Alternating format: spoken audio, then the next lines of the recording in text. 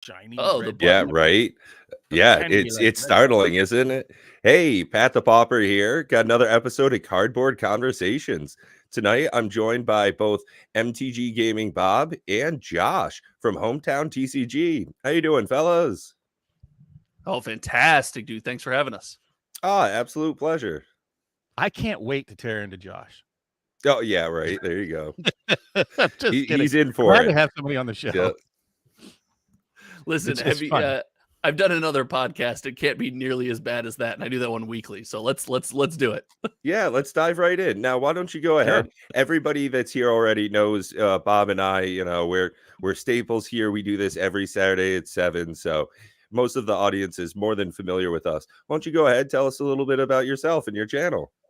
Okay. Well, my name is Josh. My channel is youtube.com/Hometown TCG. I got my start TCG wise way back when playing Magic the Gathering. I've been playing Magic for the better part of I think it's been 2 decades now. If not, it's really close. And then I got into YouTube kind of about the same time everyone else did, early mid pandemic, when I was playing a game Flesh and Blood with one of my best friends. Yeah, there you go. Yeah. And then I've since transitioned into my first love, Magic. I never let it go. And now that he quit the channel, I was like, I got to talk about the one thing that I know the most about and I love the most. So here I am. I'm not that interesting, which is probably not a great catchline for a YouTuber, I guess. Oh no, you have a very polished show. I was catching up doing my homework today, watching your shows, and I'll say that I'm envious of 2 things about your shows. Number one, they're very cohesive. It's not like a lot of these, Johnny, Susie, he, she, it, them, come lately shows where I'm like, what in the F is this even about?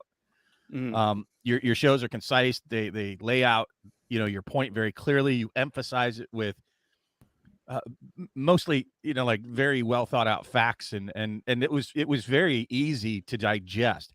Additionally, your attitude, I envy that. I wish if people know me, that I'm like, I have the tact of a sandpaper covered sledgehammer, and you're very smooth and likable. So it was a pleasure to catch up on you. You've got a very good presentation, I think is what he's trying to say. Yeah. Thank you. I do all of my shows, and again, I caught up on kind of some of your guys' previous podcasts and stuff.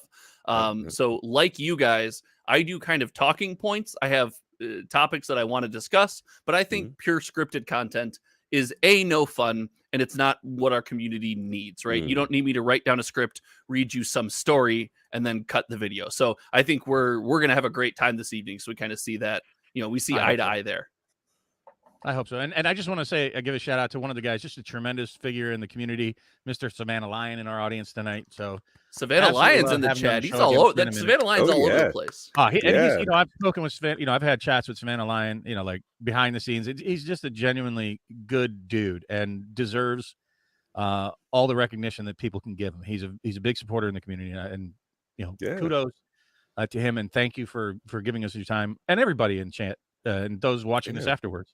And to you, Josh and Pat, I say it every episode. I think time is the most valuable thing any of us have, and I appreciate you guys giving me some of yours tonight. So thank you, everybody. Let's get started. Let's dig in. For sure. I was going to get a Flesh and Blood playmat, by the way, to kind of like, I wasn't going to tell you. I was just going to like, oh, hey, Flesh, like one of the Hometown TCG Plasmo Fet. No, I don't know. No, Hometown TCG commissioned custom art and made Flesh and Blood playmats for patrons last year. So so I was actually checking out Min-Max Games earlier. They got some pretty solid pricing on that. And I honestly, one of my favorite things about their website, it's a small thing, it's a nitpick, but they round their numbers. So instead of like $119.99, it's $120. Because let's be real, that's always what the price is. Like, let's cut through the butter right here and just get right to it. Yeah. It's just do the work. Like that's what we're Pat and I were looking at euros today, and it was like $5.99 euros. Yeah. I'm like, oh Jesus, really? I don't want to math. Why does it have to be hard? It's already hard enough. Oh yeah, listen, math. I can be out on math, but if you'll look, I mean, Min-Max, when stuff comes out that has a chance to jump in price, the complete bundle recently being a great example. Min-Max did when they got their initial allocation, they sold them at $60. Then when Amazon pricing came out, and it was priced at Amazon, Min-Max sold them at $80. There was no price jumps, nothing like that. The rest of their allocation that will be sold locally in store will be sold at $80. They're that kind of store, and that's why I love working with them so much. Like, it's that simple. Nice. So do you have like a formal association with them? Yeah, they sponsor some of the Magic content on the channel. You. Yeah. We need Oh, sponsors. doing this stuff. they're We fantastic need people sponsors too. looking at you, makeplayingcards.com. Ooh. Yeah. So wait, is this sponsored by something else? Hashtag No, not no. sponsored. Yeah, hashtag not sponsored by- sponsor, want to sponsor. So Bob and I are, well, actually a lot of us in our community are big fans of proxy cards. So, you know, crazy stuff like heroic intervention that's gonna look, you know, just a That's wild artwork like wild. that. You know, fabled passage, probably a better not green screen version. And the whole deck is gonna cost you $40. And you can't mistake them for real cards because I make sure to get all the backs looking like that. You There know, you just go. 100%, you know, solid, good printing quality every time. You know, you get exactly what you're paying for. So, yeah, we're actually big proponents of the proxy scene because realistically, a lot of Magic cards, in my opinion, are trending downward. That seems to be the general thing with most new released Magic cards. So I personally find that since I don't do a lot of selling, trading of my cards, as far as what I'm going to keep in decks, I get to a certain point. I like the way the decks are playing, the power levels that they're at. So I want to keep them just like that. So I find that buying proxy decks for me is a great way that I can interact with my local player community because it's so cheap. $38 for a deck. When you buy more, you actually get a price reduction even at that. So for me, I get to have more fun by playing more decks with more people. Okay, I can be into that. Listen, I am not against proxies at all. Bob, are you on the proxy train as well? Do you prefer in a given scenario to proxy as many decks as possible, or are you a buy and wait for the real cards and fill them out type of player? Oh, I'm definitely in support of proxies. As a matter of fact, that's what I was Yeah. flashing up here. I had to have, for our new Commander Raids format we were talking about, I had these, it's better to have these tokens, and so I had them make them up. Now, I hate using me as an example for what people should be doing, and I hope that people understand that. I'm not telling people what to do. I'm proxy friendly, if you want to put it that way. I had these made up as well from makeplayingcards.com when they first came out with the Oh, Savannah. Oh, yeah. You know what these are? Yeah. But they're also, look, double-sided. Double-sided and right? foil. 5 of them will get you a full set of these, and I gave them out as gifts. I sent some to Jake and Joel or Magic and some other people. I think I took some to Vegas. Yeah, I did take some to Vegas.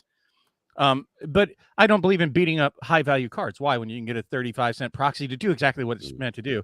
And I don't care if you have the real cards or not. Look, so many people make a big to-do about, and I was watching your shows, and it seems you're very excited about the pro scene and all that, and I get it. In that environment, that's a great point. I get that, fine, people can have an exception to proxies and whatnot, and that's fine for me. But then that really, kind of gets my goat. I really hate the reserve list because of the Pro Tour scene.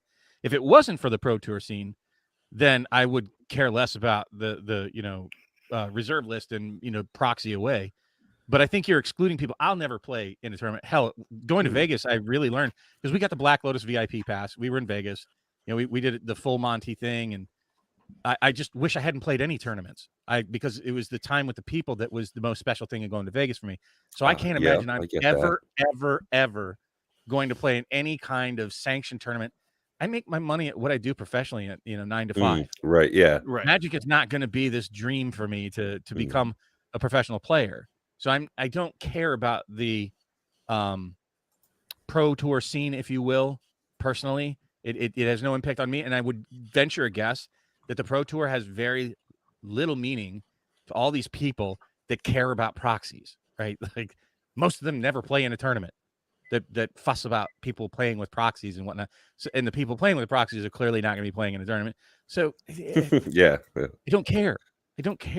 I care much more about getting people to sit down, shut up, and play.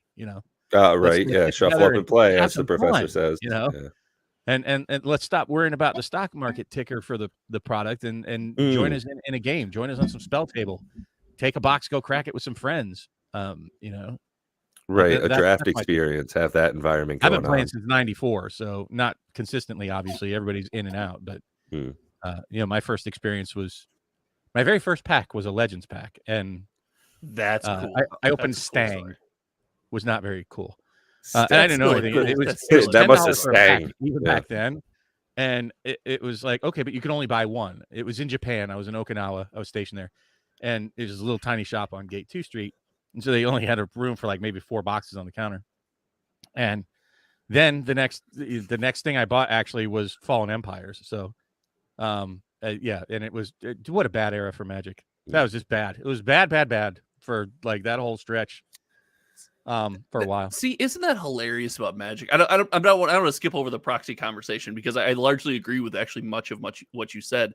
But isn't it funny that we look back at that era of Magic, the Legends and stuff like that, and we're like, God, what a bad era of Magic. And now someone who, like me, I started at the end of, what was it? Onslaught into Mirrodin. Mirrodin was the first real set when I was playing Magic.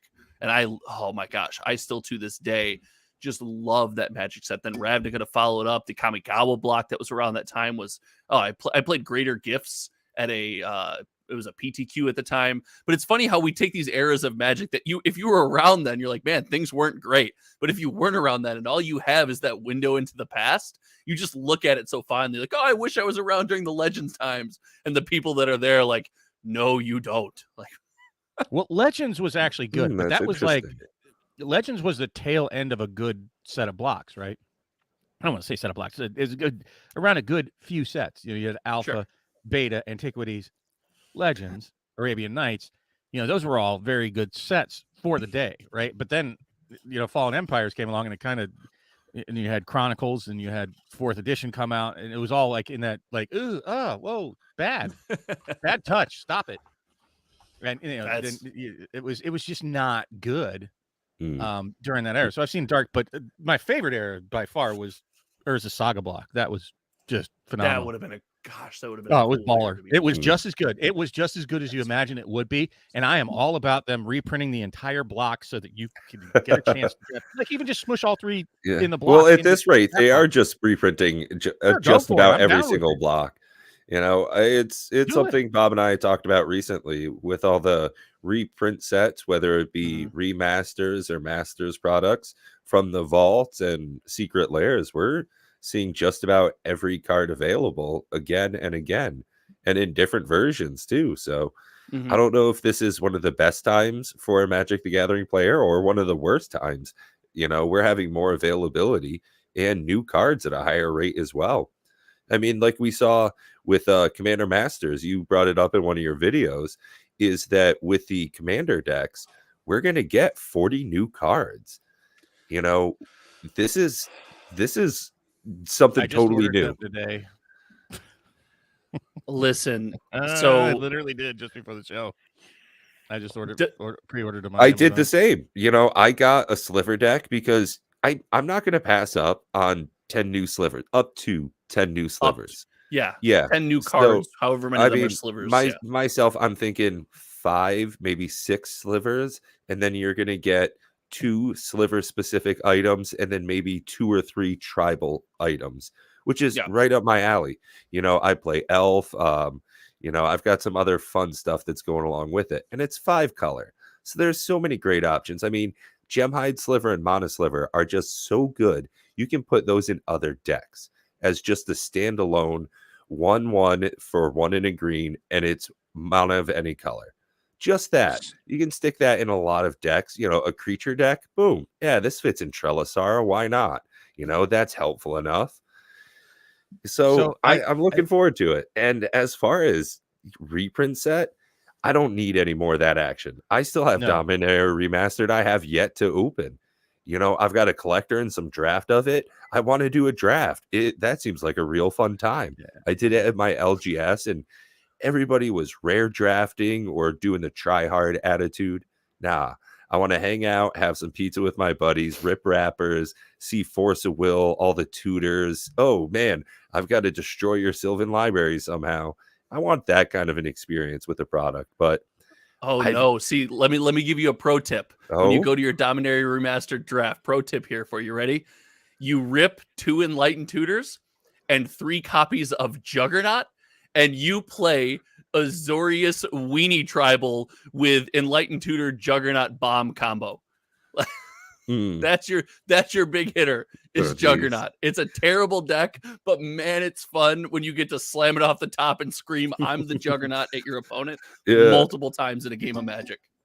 So Savannah, actually, yeah, the Commander product, both the sealed boxes and the decks have had intermittent availability. It seems as though the stock just can't be updated near quick enough, but I was able to get some pre-orders in off of Amazon, which is my preferred local gaming store, unfortunately, at this point. You know, as much as I like the guy down at my store, I can't afford to pay that extra 20% for his prices. I want to support him, but it's real difficult.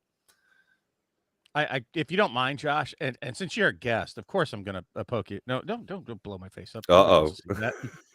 I'll lift my shirt. But Me too. Let's not. You triggered me on one of the things that you opened with your Commander Masters. You said that now, I understand you used loose softball language. You said it could be the best-selling Magic set of all time. And where I start having, and there's a link to the video if anybody's interested in the comment section, because of the price point. So and I just can't imagine that it will sell amazing amounts at those price points, because I think it's going to be very hard to get your EV out of a box. So the pricing for this set has come from stores essentially leaking distributors giving early access to anticipated pricing, right? And that's going to be the assumed price. And I think it's right. Most of these, when you're a store, you get distribution pricing. I think it's pretty on point. Some connections of mine in the industry have sent me screenshots, and that video and those facts and words made and published before that information came out. I then did a podcast with my buddy Louis over at Kitchen Table TCG that Friday, and I may have had to walk that take back, because I don't care what kind of value is in the box. $400 is going to price people out, even if the cards in the box are worth $500. There's an economic principle there where it's like you can't afford the upfront cost, so it doesn't matter the value of the item in the long term. And I'm going to say that right now, that based on the spoilers of Jeweled Lotus being the biggest one, which is a rarity issue, it's not. Somebody's like, well, what about Mana Crypt? And I'm like, no, you're not talking apples to apples there, right? First off, there are so many decks. Any deck can use Mana Crypt anywhere. Like even if it wasn't banned, it would be useful in any deck in any format.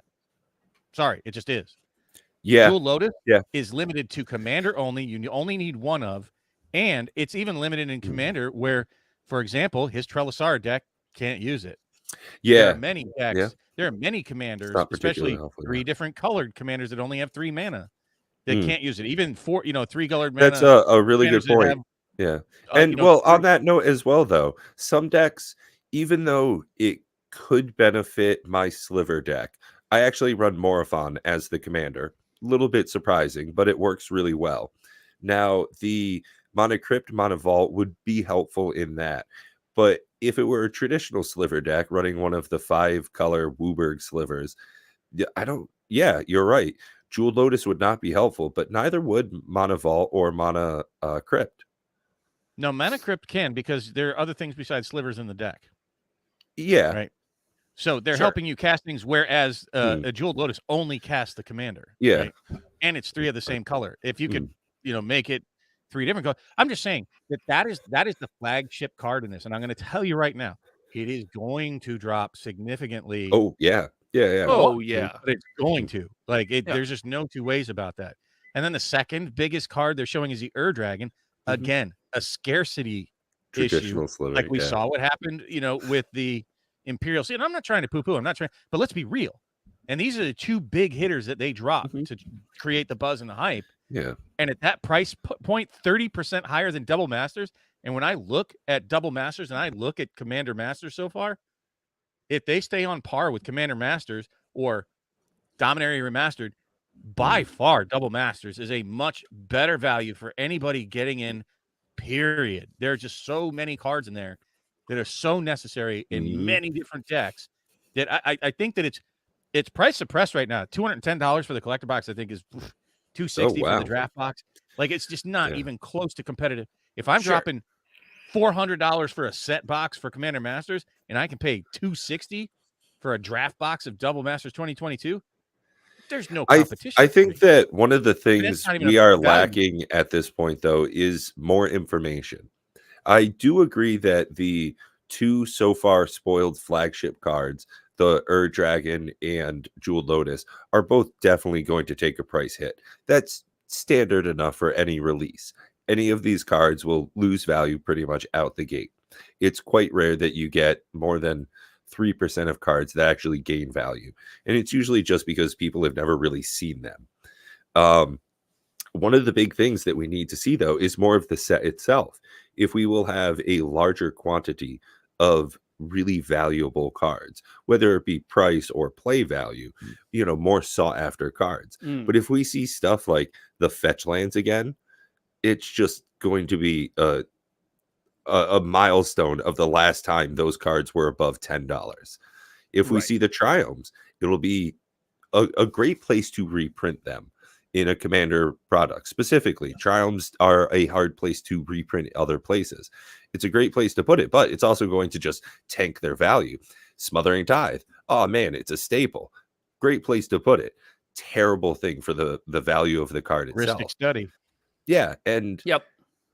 hey, what up, you have Maggie? to see a heuristic study here. There's a heuristic And study here's in the this problem. Here's the problem with a Commander Master set versus a regular Master set, and that's that regular Master sets, they still have a lot of cards in them that are of necessary by people that actually go to tournaments and can't proxy them.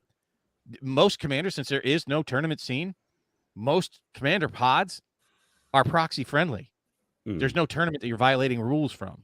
So not tournament I think you legal hit the nail on doesn't the head matter there in a twice format now. that's like Commander's not tournament legal, period. Like, Yeah. it's not a tournament legal format. So who gives a shit if it's a tournament legal card, right? And you only need one of most of these. Like, how many do you really need? 4 Dragons? Well, so No? that's something I wanted to think.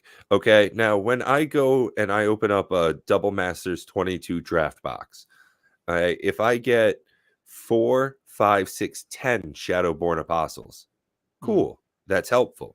If I open up 5, 6, 10 Path to Exiles, 5 Generous Gifts, I don't need 10 Soul Rings. Now, that's just a staple card. It's absolutely going to be in here. How many Arcane Signets do I really need? So it will get to the point where people are opening up, very staple cards, and it will just decimate the value. And this will ring for a very long time, too. When we look at Commander decks a year from now, okay, some of the staple cards that they would put in, Exotic Orchard, Fable Passage, those cards are now going to be pennies on the dollar. So the value of a deck that they'll be charging $50 or $60 for out the gate will have under $40 of value. So you hit the nail on the head there, right? With Commander being unique, and I actually have a little bit of experience with this, playing Flesh and Blood and kind of getting my start in the YouTube channel there. How that works is a lot of your cards are very it's called a hero. It's the center kind of focus of your deck, and they're specifically for that deck. There are very few cards that play, generically outside of multiple decks. And with this set being so wide, remember Jeweled Lotus, the Jeweled Lotus that we saw, the regular version, not the extended art, is in the, I think, low to mid 300s as far as card number. So if they're doing traditional card ordering where artifacts, are last and then, or artifacts before lands, and then things are alphabetical, this is a huge set. It's massive. So when you open these boxes, you're going to open, if you open more than one, you're going to start to open a lot of chaff as a Commander player, right? Your second copy of Dragon, your second copy of Jeweled Lotus, right?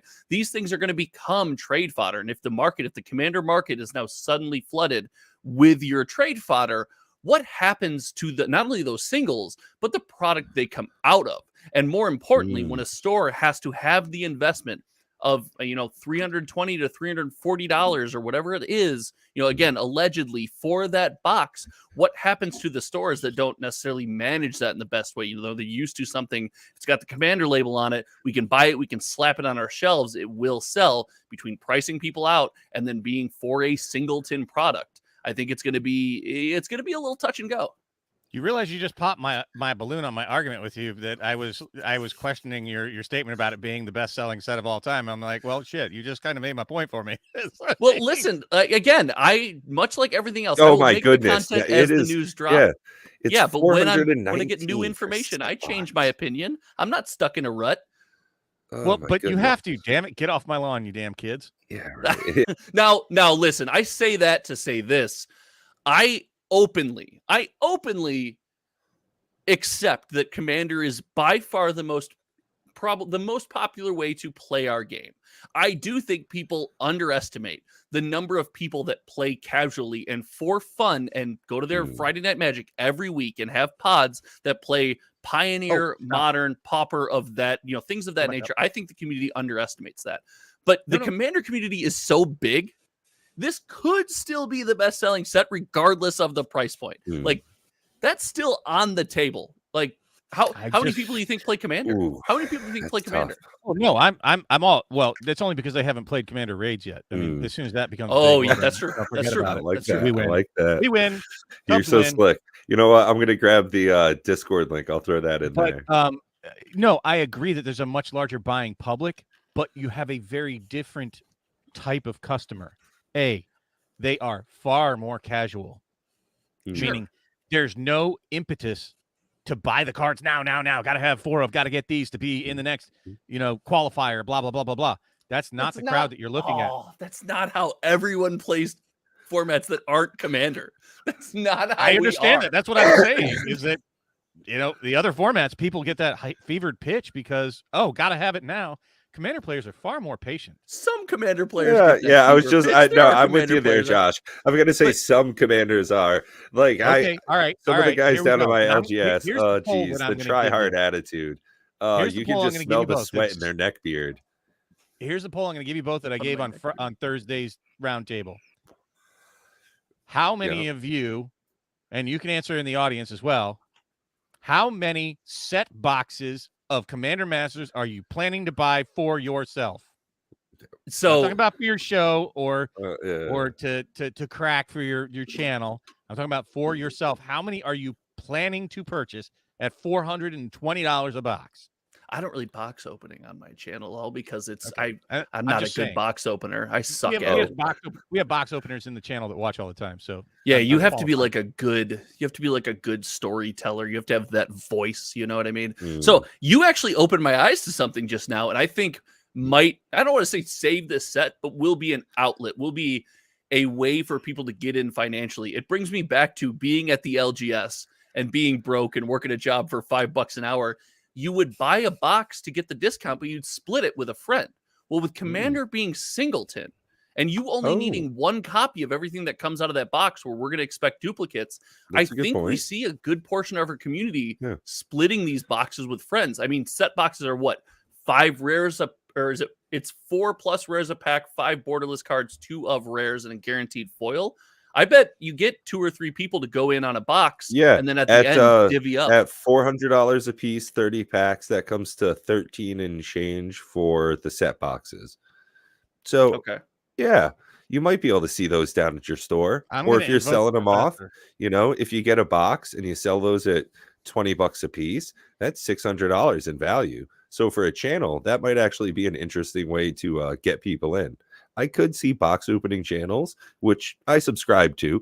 I like to do that, support the community and not have to put the whole value on my shoulder. Yeah, we pay a bit of a premium, but Twiddler is doing great stuff on his channel, and thank you for doing it. I'm just going to disagree. I'm going to agree with Savannah Lions. I think there's going to be a lot of products sitting on shelves because they're forced to buy it with a bad distribution model that they have for LGS currently. I think it'll be far less cracked than what you think. $400 is a tough price. I mean, you're talking, I have to choose between a box where I might get something I want, maybe get nothing at all, and I could definitely get a Tundra. Yeah, for the right. same price. Yeah, yeah. Sorry. That's a good point. For that price Yeah. value, For you a can be commander, sure you're getting I something. could maybe get something, or I could definitely get a dual land I need.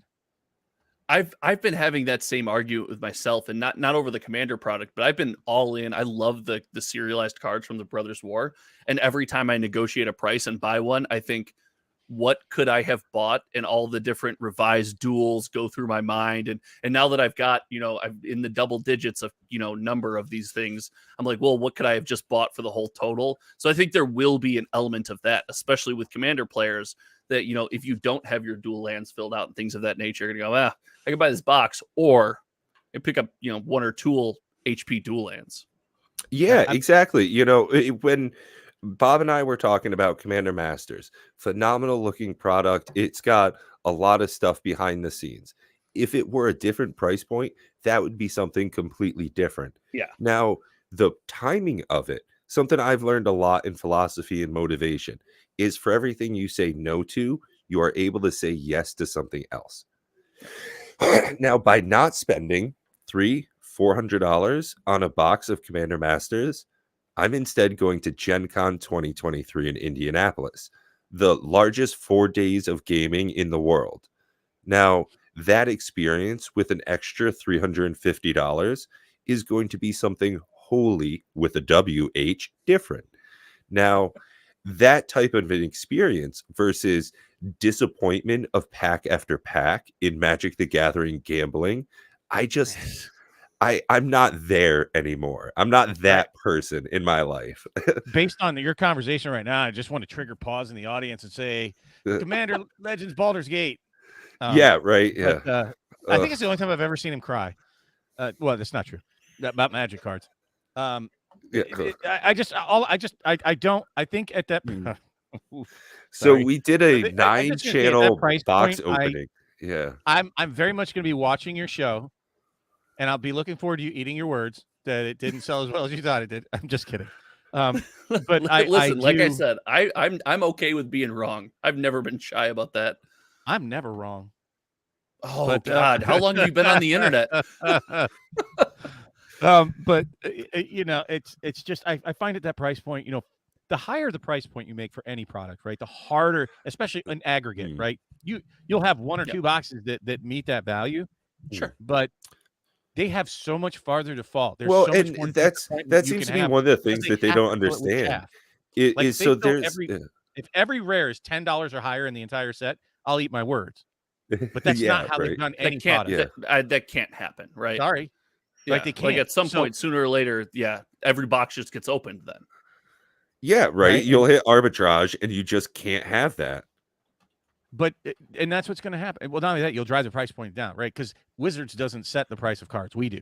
Right? Yeah. People miss that fact, right? So you will have arbitrage, which what it means is that, like, you're going to get this leveling out somewhere that at the time of opening, because Rudy's right with his alligator graph, that over time things get more expensive, and that's because they're no longer available. They're no longer in print, right? Yeah. That people, you disassociate the value of the cards in the box versus the value of the box, because the sealed box itself becomes the rare commodity because it is sealed, and you're buying Schrodinger's pack that you don't know what's in there. Every pack has a Black Lotus until you open it. Yeah. And that's why older products tend to age better, and the more they're open, the more valuable those other ones get. So I love watching idiots, crack box after box after box chasing one card.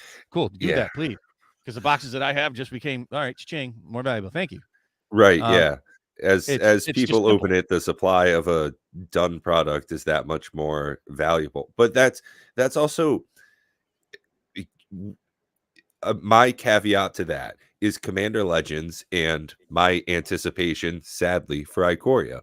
With Commander Legends, I can almost guarantee you the expected value of opening a box is going to be way lower.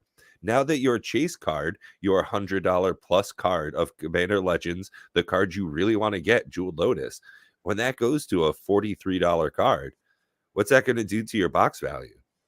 Oh, yeah, don't kid yourself. It's going to see those kind of declines. The regular version of it, especially since you have 3 versions of it coming out in this set. And my thought on that is, with more and more reprint products, what's this going to do to Dominaria Remastered? Like, what's this going to do to Double Masters 22 box value? if cards are reprinted out of those like a year and a half later. Yeah, like that, Bob. Like, That what's the Joker, value? I already Like, know this yeah, is going to lose value, folks, even sealed because of yeah. what they're doing. So I think Do you that, not know what that is, you know, Josh? Oh no, I'm well aware of what that is. I'm Oh, trying okay. to yeah, I think don't know. You look he's inquisitive. Like he's mulling it's no, over standard, the but your idea. statement of I guarantee it loses value even sealed. Yes, absolutely. Hmm. I don't know if I agree with that. I think doubt. there's I'll I put a think bet on it. there's the people that are in the market for that product already probably would either want to own the sealed one, or there's some luster to chasing after the first Jeweled Lotus, right? The original printing. And I That'll think be there's something to years be down said the there. road. That'll be years down the road. I agree with that, but that's any sealed, right? I believe that's Yeah, the yeah, case yeah. with any sealed, right? So all products, yes. That caveat aside, but I'm saying in the interim and for a long time, and every time they print the chase card in it, yes, the value's going to drop. I'd It'll agree creep with back you. up, So but with it'll drop. Commander Legends Collector Booster Box, their movement since last month, almost a 5% loss, and now since last week, another percent, 0.5% since yesterday.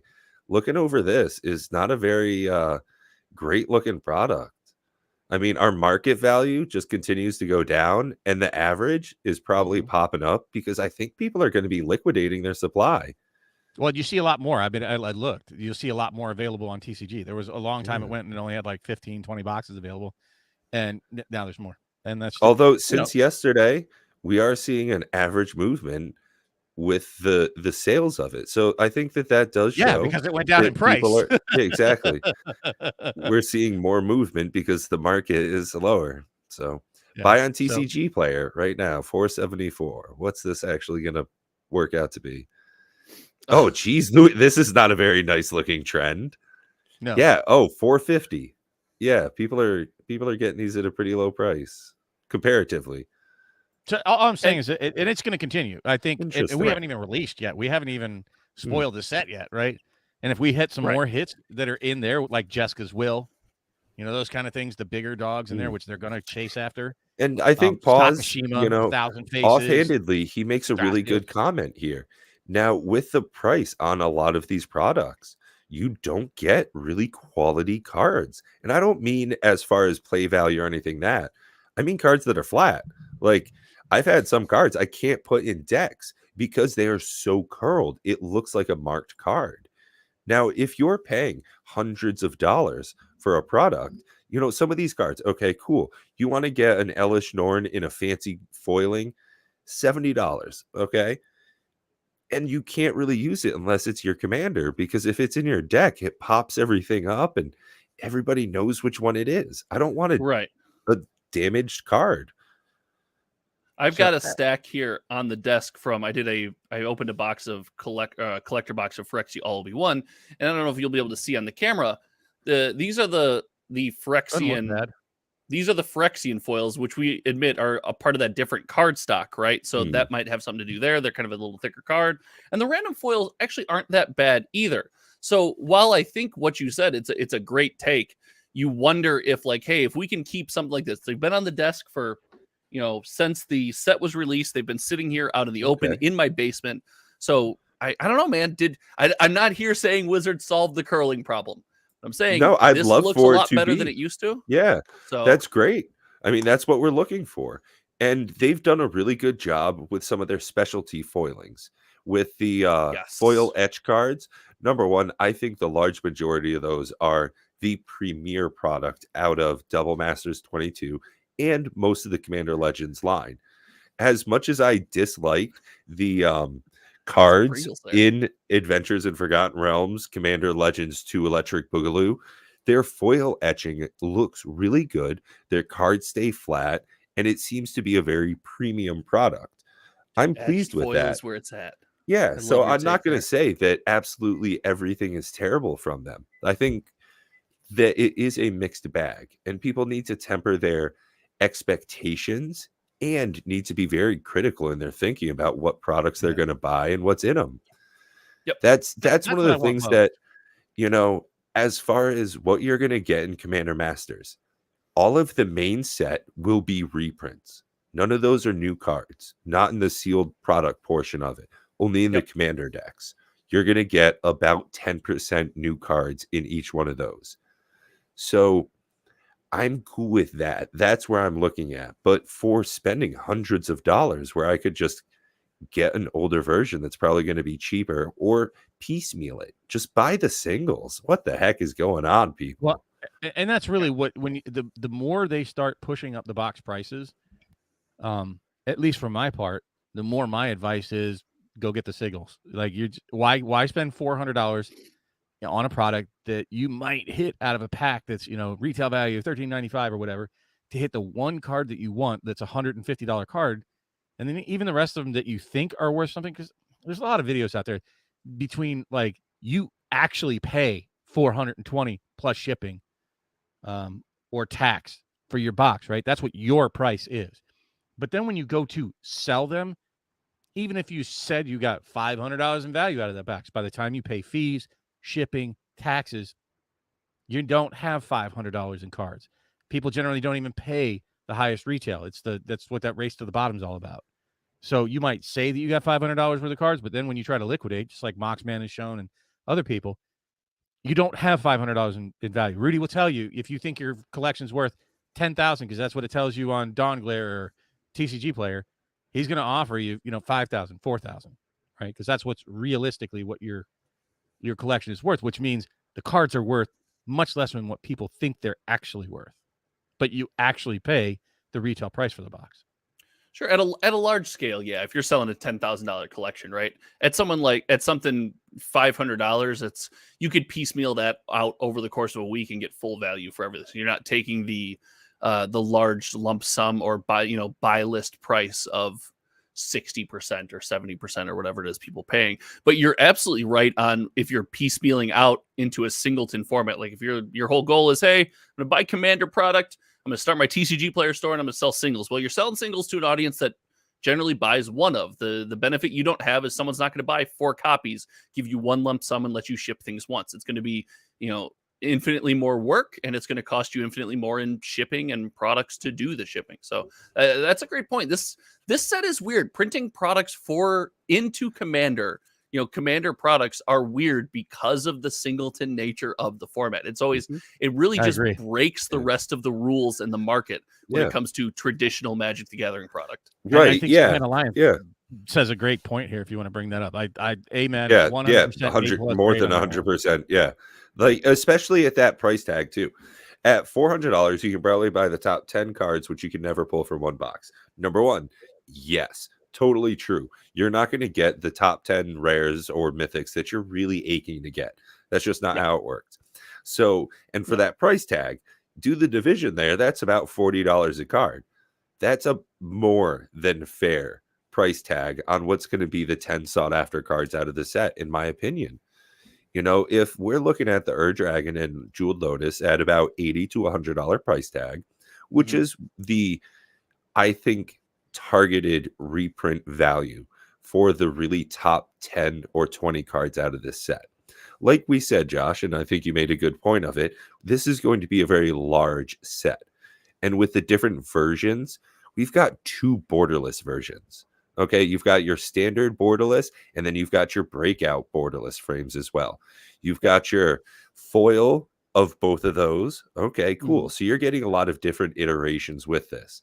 So I just am really worried about how many of these we're going to get. Yeah. Did, right? Yeah. Well, so I blinked and you were gone. My mom called and I used my phone for my camera, so it stopped, and that's why I was like, he was like, wow, Bob's really still and not saying anything. I was so focused on thinking what Pat, and then I looked back at the screen. You were gone. Sorry, Pat. I didn't mean to throw you you're off fine.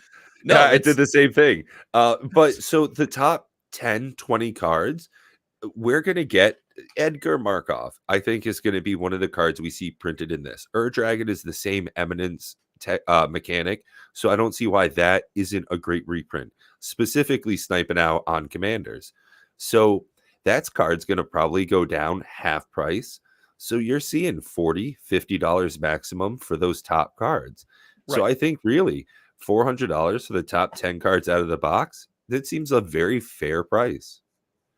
Yeah, and that's I hate to say it, but when they're lower box price, you have at least a reasonable chance of getting closer to EV. The higher the box price, because of the random chances, just like with M30, and I actually like M30. I'm like one of the few that likes M30.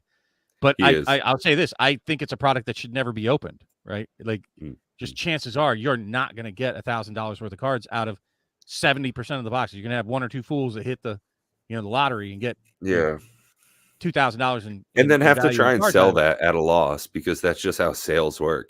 If you But want to sell it was something, like, it's $10, I'm 10% just gonna. less.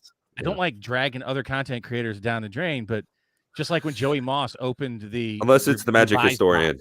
Yeah.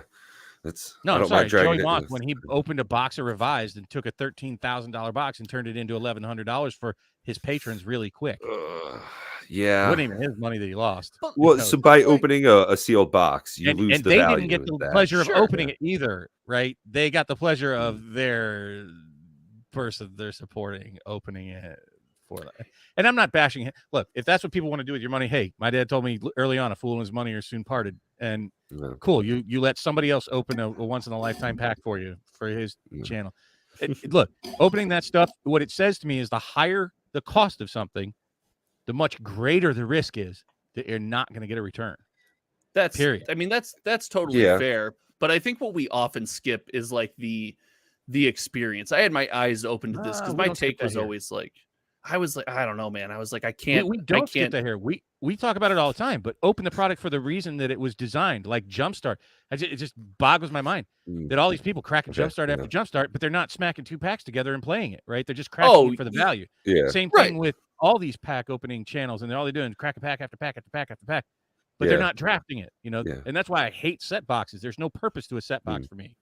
Well, the purpose of the set box is just those people that like cracking packs. And this is something I miss. There's a large portion of our community that's like, I like to sit down at the end of an evening and crack packs open. And I don't really follow the value stuff. And listen, I don't see it that way. I see exactly what we've been talking about. I spent $400 on this box. I open it. I make it a point to take and read every card because I'm like, I spent money for this experience. And then I go to TCG Player and say, hey, how'd I do? Like, I'm part of that group. There is people that are outside of that group. I don't understand how they operate. I don't understand how that part of the brain works. I think that's wrong. But like, there are people that are going to crack this box and just have a good time regardless of what they pull in it. I think they're crazy, but hey, they're going to do it. I think you're going to find far more that crack it and have the Baldur's Gate experience we just had. That's Did you watch the round table when there was 9 of us opening box? I had a one mythic box. There was one mythic, and the total for the box was $21 in retail I think you did that with was Kitchen Table TCG involved in that one? Yeah. He's a good friend of mine. He told me about that. He goes, it was rough, and I told him I opened one. Made Paws cry. It's the first time I've ever seen Paws negative about opening Magic product. He's like, I don't like this. Make it stop, mommy. And I opened one collector box. I think I did it on video. I think I made a video about it. I'll have to go try to find it and send it to you guys. And I think I got 3 ancient copper dragons. Oh, wow. It's a really absurd example with Baldur's Gate that you have that kind of disparity. Most aren't quite that disparate, but the higher price the box is, the closer you get to that experience. Even if you hit some of the good hits, you got to hit at $400. At $400, you're gonna have to hit a lot of them. A lot of good ones. Like, every box is gonna have to be a banger. As far as Commander Masters. Yep. Yeah. And then if it is, guess what's gonna happen? If you're hitting lots of bangers and box after box after box after box, like, what do you think's gonna happen? What do you think's gonna end up happening ultimately to Elish Norn? Like, there's so many of them getting pulled. Yeah. Jeez Louise. Same thing with the tutors. It's like every box, tutor. It seems to be one of those things where we are now seeing such a prolific reprinting of staple cards that all of them can just be bought, played with, however you get your hands on them. If you open up a box of Dominaria Remastered, you're going to get a whole handful of tutors. I think in the box we opened, we had 5 or 6 of them. Okay, cool. Now we can play with all of these. All of them are so cheap now. Mystical Tutor, I think, was less than $10. Phenomenal card, really great. Okay, cool. So I love you, everybody can Paws. get a Sylvan library. I think that's just the burning down the house of the CEOs and CFOs of Wizards Yeah. of the Coast at this point is they're going to the well of reprints over and over and over because it has worked so many times. Well, And three it's just slowly reprint sets, poisoning the well. 3 reprint sets in a 12-month span is just, it's absurd. I mean, it's going to absolutely obliterate card Is values, it and 12, nobody wants 18 their months cards to be maybe? obliterated in Yeah. less than 2 years. Yeah. So I agree with you. I think I said this in a video in the past. I want to make sure I don't contradict myself because I listen again. There's a lot going on, but the idea of constant reprint sets and remastered sets is a concept that works for now, but it can't continue because it's been a big point of mine is we don't have the emotional attachments to sets we used to. We don't get to spend as much time with Phyrexia All Will Be One as we got to spend with Mirrodin, as we got to spend with the original Kamigawa block, right? Yeah. We don't get that time to either draw ourselves into the set or find cards we hate about the set that make us laugh with our friends. And because of that reason, it's going to be tough to one day down the road, not even thinking the removal of the block structure, but down the road, see things like Time Spiral and Dominaria Remastered do as well, right? Because we're not going to have that attachment to be like, I want to revisit this time in my Magic life. So Now, here's some inside Yeah. info about the block structure. Sorry, just because I'm old and I forget. I don't mean to cut you off, Pat. Yeah. Because you touched on that. I did. And I thought, that was a fairly universal thing that most people were very pro block sets. Like I haven't seen the audiences anywhere or in Discords, people saying, nah, block structure sucked. I hate that. Don't return to it. But when I sat down and talked with Mark Rosewater for like 3 hours, I brought up the block, that, hey, people like the block structure. And, we already knew that they were coming up with this sort of return to the block with the Phyrexian thing. And I was asking him about kind of like future stuff. And he's like, I can't tell you too much. But what he did say is no, blocks don't do well with, that's an anomaly. And that what he told me is that the way that the selling habit works is that the first set in a block does amazing. The second set in a block does okay. And by the time you get to the third set in a block, it just tanks. And so they're not fun, like straight from the horse's mouth. And sorry, Mark, if that was one of the things I said I wouldn't say, but but I lied. So did you. That's the kind of content you'd expect around here. Inside WotC League. Yeah, Baby, exactly. let's go.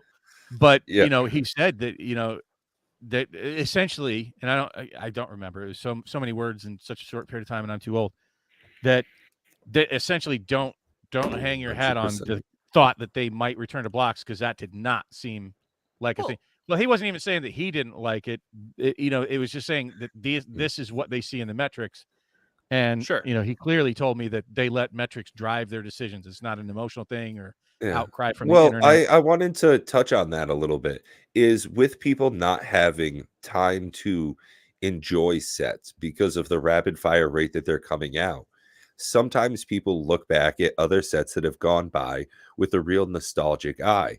So something Wizards of the Coast has now decided to do is reprint some newer cards in old frames, like we're seeing with Ragavan. So we're seeing that, as I'll share here on screen in just a moment. We're seeing a new version of a card in an old frame. So we're getting an invention looking card here. Now, this is just wild. I got corrected. It's not an invention card because it's not foil. Whatever. Well, the filigree of the framework is just close enough that this is hitting those nostalgia points. And I think that's exactly the reason they're doing this. Did you use the word filigree?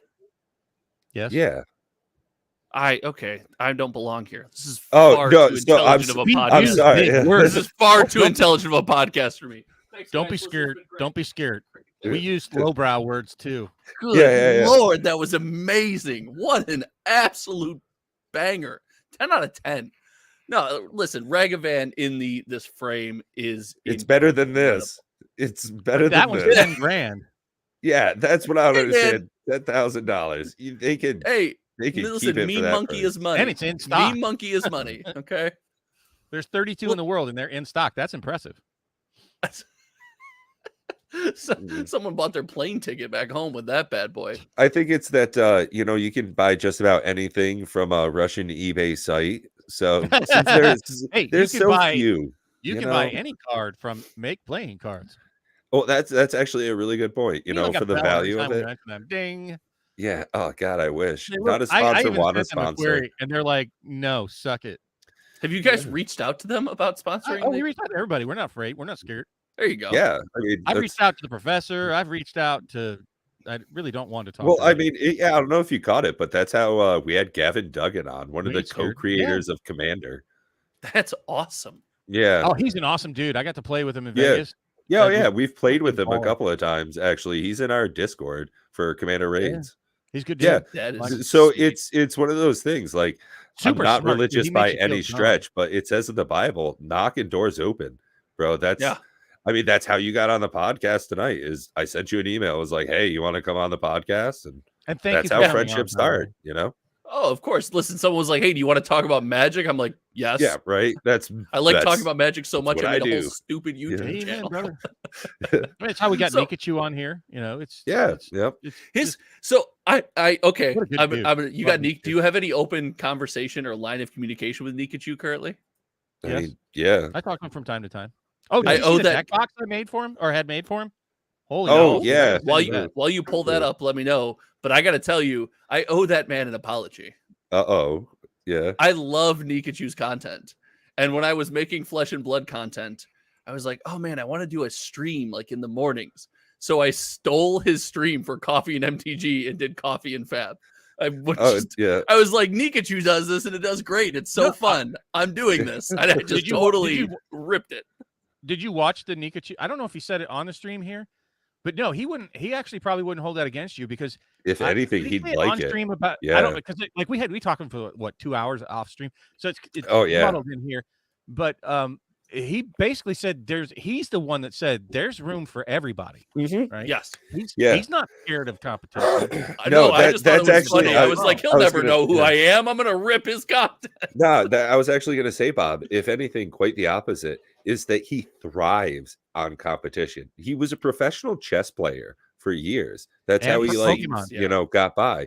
And that's in a way what he does now is he sees YouTube and I love this side of him in somewhat of a competition way where there are an infinite amount of dollars to get, but I can gauge mine by subscribers, view hours, my revenue. So it is in a way a competition.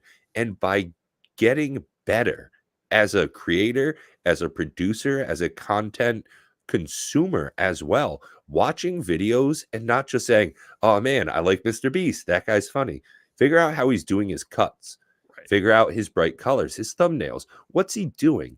That's something Nikachu thrives on. He absolutely loves that. And by indulging him with competition, man, that's what he's looking for. What up, Cards and Review? There's something to do share that. that I'm one. sure you guys know that YouTube's addicting, man. Picking these little things and trying to get better at them.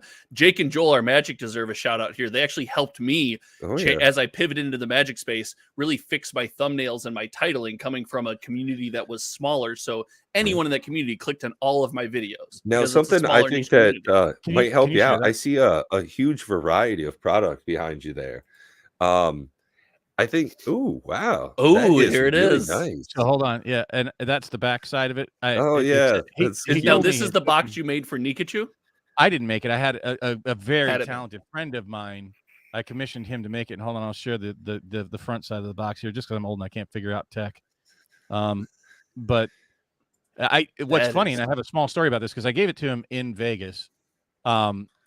And we were so jammed for Oh. time. We were literally like in the VIP room with Mark Rosewater, run out. And I'm like, I got to get Nikachu because I found him. He's texting me back. I got to give him his deck box. And it was literally 5 minutes before he was going to draft the beta. I don't know if you know, he made it into the top 8 for the beta draft in Vegas. That's Not awesome. surprising. I Yeah. was literally like, dude, here's your box. I know you got to go. I got to go because we got to go get Commander thing. And you got the beta draft.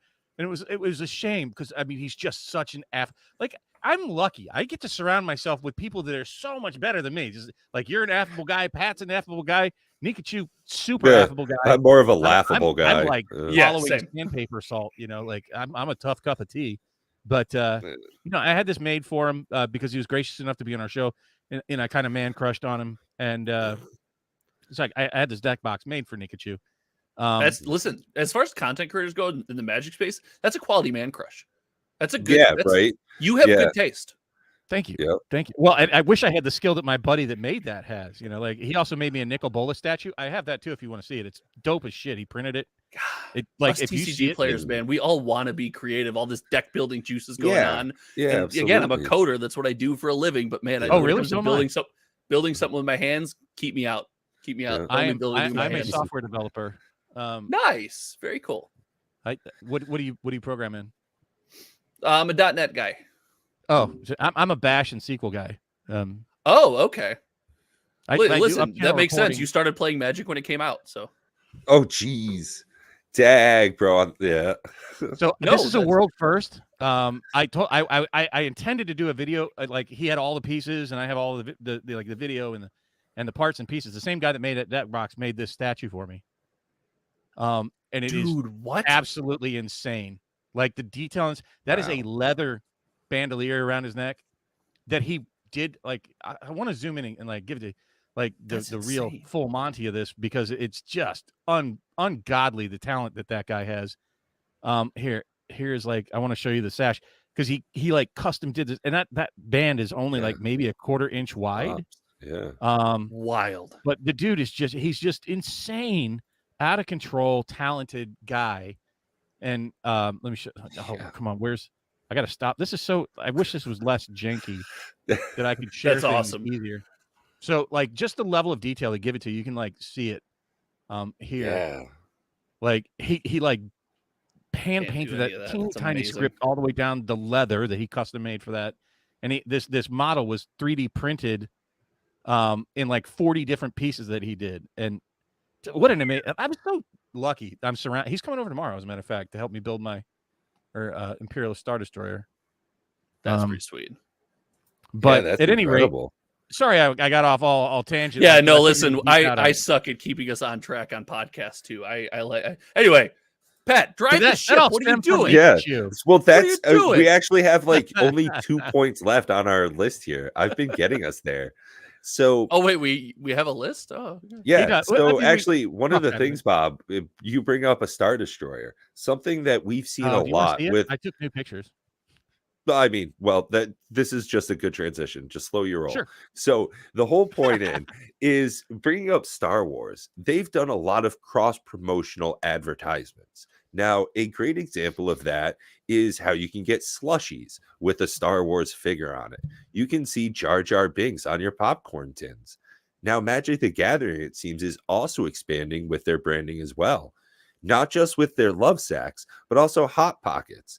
Now, don't get me wrong, we're not both whales and Slumdog Millionaires, but I think that this is the beginning, as we see with a lot of how Wizards is changing their marketing in general, that as we see this expansion into other media, whether it be food, lounge items, you might see Magic the Gathering themed controllers for an Xbox. You might see a Magic the Gathering mouse and keyboard combo. Something like that, and I wouldn't be terribly surprised for it.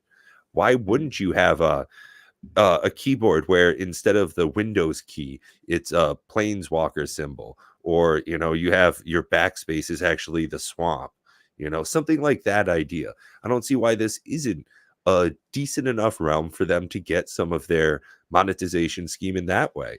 Wizards of the Coast has been very forward, saying that they want to make more out of all of their IPs. Now, Dungeons and Dragons, with their OGL pushback, might not be going so well. Now, they have a terrible way to make money in D&D. Figurines that, as Bob's shown off, with 3D printing, you can make for a fraction of the price. If someone has ever scanned a copy of a D&D player's handbook, everybody in the world has it for free if they've got the internet. And if you have a printer at work, well, hey, now look at you go. So I think Wizards of the Coast, Hasbro in general, is going to try and get more out of their products. And this is just the beginning to me. So I'm tentatively looking forward to some extra Planeswalker spicy Doritos. I could see that, and I want this to be my take, but my buddy Louis came up with it, so he deserves the credit. He asked me, he put me on the spot. He goes, "What's the one product you want that would be Magic the Gathering themed?" And I was like, I just don't know. I don't have an answer off the top of my head. He put me on the spot on a podcast. I was like, I don't have the answer, and he goes, "It would be this. It's your phone case." He goes, "If you could have Jace or any on your phone case, that is easily achievable. It's something you can market to a bunch of people, and it's something that people are comfortable using to express themselves, right? You don't have to go above and beyond. People are already putting pictures on their phone case. Something like that would go a long way into driving revenue out for Magic the Gathering, for Wizards of the Coast, into their pocket, outside of just selling cards for Magic." I think that is the move. Yeah, and with almost every set release, we see themed play mats. The Command Zone, they show off in their gameplay, the whole thing.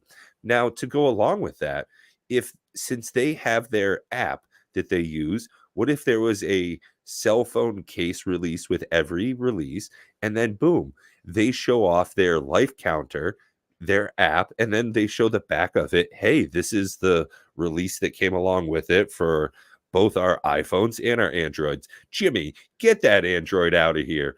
And Josh puts his hands on his hips. Yeah. It's so easy to market that idea. Come on, guys. What are you doing? And it's something too where we have to remember that Wizards lives in a different world. And again, this might be more indie TCG babble coming over from that space, but Wizards lives in this different world where you would look at a company, you say, how could you feasibly do this? There's so many, Savannah Lions in chat makes a good point. There's too many different phones. There's so many different phone cases you can make. But Wizards is a company that would partner with something you look at like a D-Brand or something that already makes the phone case, OtterBox, because not only do they have the industry clout and the weight to throw around, but they can get an invite to that table, right? They can get that sit down where other people couldn't. Well, that's exactly it. It's not like the Philadelphia Eagles make their own cell phone hats. Like that's not how this works. It's not like Wizards makes their own fucking cards. Like, let's be honest, they're not the ones printing them. Card Monday is. Like they're just an IP machine. It's just a totally separate thing. So it would actually be really easy to do, especially because it's a print on demand product for more or less. Yeah, I think you'd look at something like that, but man, I really think, and again, I wish that was my take. I love the keyboard and mouse. We talk about Magic the Gathering moving into the digital space in the last, 5 years, especially. And really they're pushing more and more for it. Yeah, they've said in their financials that they are investing more heavily into the arena experience. There's no reason not to. No reason not to. They will lose money year after year, just like Xbox and PlayStation did when they sold their consoles at a loss in the beginning. Wizards is going to pump money into a losing machine until it does not lose. Is my thought on it. That's my very stern take. Let me ask you then: does digital Magic lose Wizards money at the moment? Yeah, probably. I believe so, based on the financials. But it's hard. So I'd like to back up a few things. First off, it'd been easy to say, what product do I want to see Magic on? I want a Liliana banana hammock. Oh snap! I wonder if I want to be on dibs on being on the podcast that week. Dibs, but as Bob wears it. Yeah, I think people are missing a greater point here with the broadening out into other markets with hot pockets and love sacks and so on. Even though some content creators much bigger than us like to try to make washer dryer jokes about it, but it's actually a fantastic thing for players, and people don't understand this, or at least they don't seem to understand it. Maybe they do and they just aren't voicing it. But if they're getting revenue from products outside of cardboard, right, that means if their bottom line goes up because they're selling hot pockets and love sacks and banana hammocks and whatever, licensing rights, they are much less likely to have to continue to jack up the prices of the Magic cards themselves, though they're doing it anyways, bizarre enough, even at the time that they're outsourcing. So, I mean, I think that there's something definitely going on behind the scenes. I think Rudy's right about that Like there's much more going on behind the scenes here that just doesn't add up. And, it's 2 and 2 equaling 14,000 squared. And, there's something just not right. I think everybody can feel that on some level or another. And the problem with WotC, to go into where all this is problematic on all aspects of it, and even all the guessing that we're doing, poking in the dark, is that they're not transparent. And that is a huge problem. Flesh and Blood, at least, they up through Monarch, they released numbers. I hope they continue to do that. And I think as a company, WotC has, the two biggest problems in my book have nothing to do with Magic 30 or curling foils or too many products, though all these, I think some of these are at least valid concerns. I think number one, the biggest problem is the reprints. Way too many, too fast. Reprints, not prints, reprints. They're absolutely destroying the value of anything. You're not giving it any time to breathe and catch back up again. And that will destroy the value. And, everybody's like, oh, great, I can get my cards cheap. Well, you can't get your cards cheap and charge $400 a box. That just doesn't work out. The second thing, like I said, is the transparency, because nobody has any faith. There's no idea how to make any, even, and this goes back to, I guess, like the second, if you want to call it a bash on what you're doing. I only saw, maybe you have more numbers, but I only saw you bringing up TCG Player as the example, which is some data, but it doesn't include any of the data for the thousands of stores out there selling online, and their, charts may look very different from what you're seeing on TCG Player. It is hard to get those numbers, though. Like, I doubt my LGS owner would be like, hey, this is what I'm doing lately, Pat. Like, TCG is love not it, Brad did, but, it's a good source, but it's not definitive. And I'm not bashing on you. I'm just saying that it's no, there's so much that we can't see. So the way that you would combat that is to get transparency from WotC itself. Like, James you're White, never going to get that. You're never going to. WotC's never going to tell you. Flesh and Blood did it. And do you know how that went? Yeah, it went right. well for them. I no, did it did not. The company. Absolutely, it did. No, they had already tanked before they even really reduced the numbers, and it's still going down. But that arbitrage would have happened regardless of whether he released those numbers. But what it gives me as an investor is, hey, they're showing some transparency. He's given a plan. He didn't dodge anything. He took responsibility for making bad decisions, and this is what I plan to do to fix it. WotC only double speaks, fireside chat. The second half of that didn't happen, though. That was the problem in Flesh and Blood. The first half happened. The first half, they said, hey, for Monarch, this was our print, and this is why we felt like we lost a bit of consumer confidence. We had our direct to a couple suppliers, straight from LSS to those suppliers, was not a great relationship. It wasn't great for the community. It wasn't great for other stores trying to carry and build the product. And then, like you've pointed out, you said at the start, you said, I hope they still do that. They completely stopped. Cold turkey. Because it went poorly. So I agree. If they would have taken that and said, hey, this was a mistake, this was have faith in us, we're looking to fix that mistake and move on, that would have been great. They didn't take that next step. That was the missing part. Now, there are devoted, as any small community, there are devoted people in that community that will swear that they know the creator personally and they made that change. And they will tell you that they heard him say it with his own lips. But if they're not willing to say it perfectly or publicly, in my mind, they haven't taken that next step. So it's still just a negative. Oh, sorry, and I agree with that. I get passionate about that transparency, stuff. Whether they did it right and completely, it was at least a step, right? We don't have numbers from WotC beyond unlimited. No, Legends. Sure, but I can't remember the date. You've also got 30 years of trusted success. I think it's more important for a game like Flesh and Blood or something like that. Where I think there's a lot of problems with trust in the last 3 years. I think they have taken what was established for 30 years and essentially is doing everything they can to erode that trust in the last 2 to 3 years. Now, I've got a question, and this is open forum. Yeah, I've got a company here. They've been around for almost 100 years, let's say. And they've got a very established brand. Okay, let's say that they're a worldwide company. Their flagship characters are known like Santa Claus and McDonald's, right? They're known all over the world, and they come in new to the scene. Now they want to start making a trading card game, right? They want to expand their brand even more, not just from plushies and movies and stuff. They want to get into this new realm, right? Sure. Now we see a lot of brand degradation over long term. Like Magic the Gathering, it feels, is in a bad area right now. They've used a lot of their reserves. Now, if a new company comes in, let's say if Disney were to start making a trading card game. Now, how much could that impact their other brands?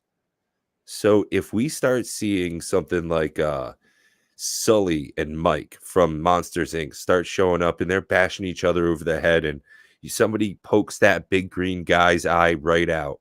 Now, how's that going to affect their other brands? Magic the Gathering is so encapsulated.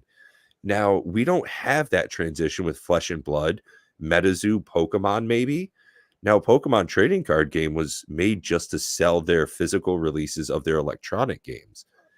Disney, I don't know. I wonder, are they going to do this in a positive, cross-promotional way, or is it dangerous for their brand to start doing this?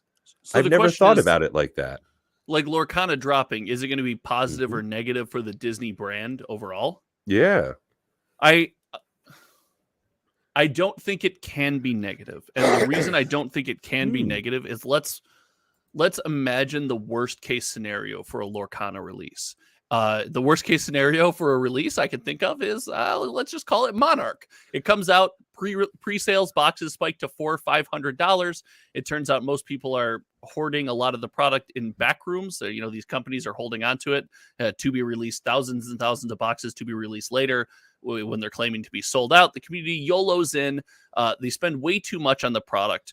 The gameplay maybe takes a small hit, even though overall Flesh and Blood gameplay is always good. But let's say Lorcana gameplay takes an even bigger hit, and then it subsides. And instead of Flesh and Blood chugging on and making any rectification, it just dies.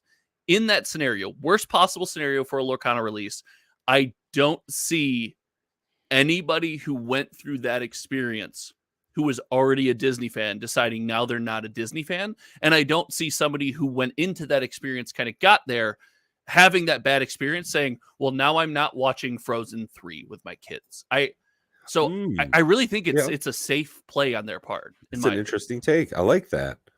I see the reverse possibly happening. That the game takes a hit because Disney does some stupid nonsense. That could, the opposite could be true.